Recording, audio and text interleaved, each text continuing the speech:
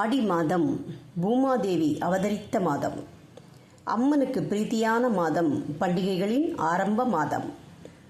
மணமான பின்பு புது மாப்பிள்ளையை ஆடிக்கு அழைத்து உபசரிப்பதிலிருந்து தலை தீபாவளி வரை ஒரே விருந்து மயம்தான்.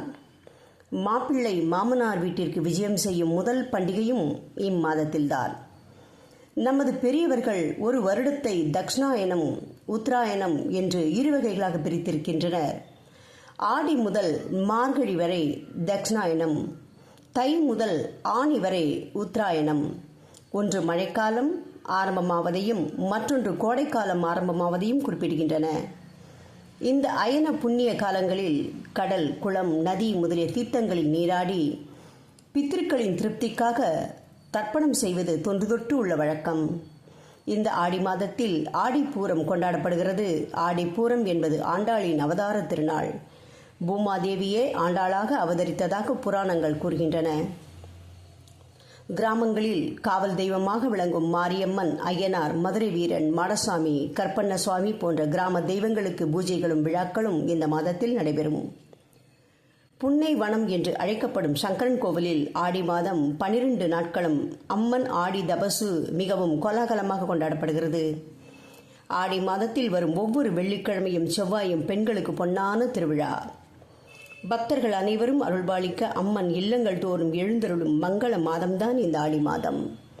இதேபோல் ஆடி 18 என்பதும் ஒரு குறிப்பிடத்தக்க விசேஷமான பண்டிகை. ஆனி மாதத்தில் சாரல் காலம் தொடங்கி ஆடியில் மழை பெய்து ஆறுகளும் நீர்நிலைகளும் நிரம்பி வெள்ளம் பெருக்கெடுத்து ஓடுவதை ஆடிப்பெருக்கு என்பார்கள். தமிழ்நாட்டில் காவிரி, தாமிரபரணி, பெரியாறு போன்ற ஆற்றுப்பகுதிகளில் உள்ள மக்கள் ஆடிப்பெருக்கு விழாவை ஆடி மாதம் 18ஆம் நாளன்று மிக சிறப்பாக கொண்டாடுகின்றனர். வாழ்வை வளப்படுத்தும் இப்புது நீர் விழாவை மதுரையில் மிகவும் சிறப்பாக கொண்டாடுவதை பரிபாடல் வர்ணிக்கிறது. ஆறு இல்லாத ஊருக்கு அழகு பால் என்பார்கள். நாகரிகத்தின் பிறப்பிடம் நதிக்கரைகளே. ஆறுகளின் புனித தன்மையை கருதிதான் அவற்றுக்கு கங்கை, காவிரி, கோதாவரி என்ற பெண்களின் பெயரை வைத்திருக்கின்றனர். இந்த ஆடி மாதத்தில் காவிரி ஆறு பூரண பிரபாவமாக காட்சியளிக்கும். இந்த காவிரி தேவியின் பிரீத்திக்காக ஆடிப்பெருக்கன்று தேங்காய்ப்பால் காய்ச்சுவதும், காவிரி அம்மன் மசகை கொண்டிருப்பதாக சித்திரானங்கள் தயாரித்து நைவேதனமும் செய்யப்படும். தமிழ் மக்கள் கவியுள்ளம் படைத்தவர்கள் என்பதில் சந்தேகமே இல்லை. இல்லாவிட்டால் பூரண பிரபாவமாக செல்லும் காவிரியை கர்ப்பிணி என்று சொல்ல யாருக்கு தெரியும்? ஆற்றுப்பெருக்கின் அசைவை கண்டவர்களுக்கு கர்ப்பிணி அசைந்து வருவது போல் தெரிகிறதாம். ஆற்றிலே ஓடி வருவது பூம்புணல் வெள்ளம், அதை கண்டு மகிழ்வது மாந்தரின் உள்ளம். நமது நாகரிகம் ஆற்றங்கரையோர நாகரிகம், மேலை நாடுகளில் உள்ளது போல் கடற்கரை நாகரிகம் அல்ல. நம் பாரத பூமியில் நலம் செய்வது நதிகள்தான். வேத காலம் முதல் இன்று வரை நமது நாகரிகம் நதிக்கரை நாகரிகம்தான்.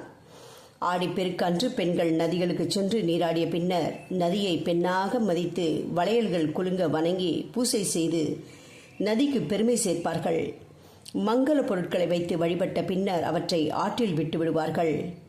தங்கள் வாழ்வுக்காக எவையெல்லாம் காரணமாக இருக்கிறதோ அவற்றுக்கெல்லாம் மரியாதை செய்வது தமிழர்களின் பண்பு. அதனால்தான் நதி வழிபாடு செய்து தங்கள் நன்றியை தெரிவிக்கின்றார்கள் தமிழர்கள். அதில் ஒன்றுதான் ஆடிப்பெருக்கு விழா. ஓம் சாய்ராம்.